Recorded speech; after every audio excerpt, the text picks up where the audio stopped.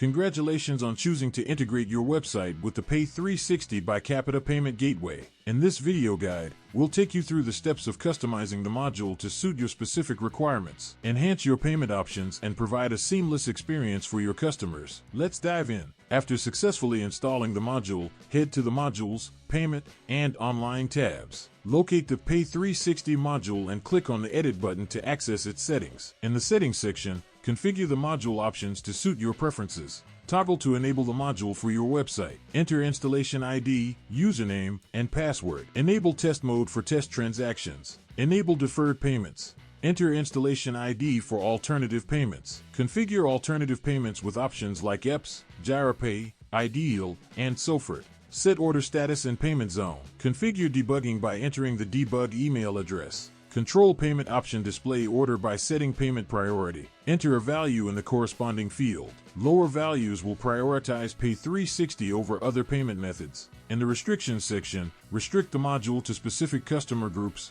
countries, and website pages. Specify module names for backend and frontend in your desired language. Click Update to save your customization. Thank you for choosing our module, and happy managing with Pay360 by Capita.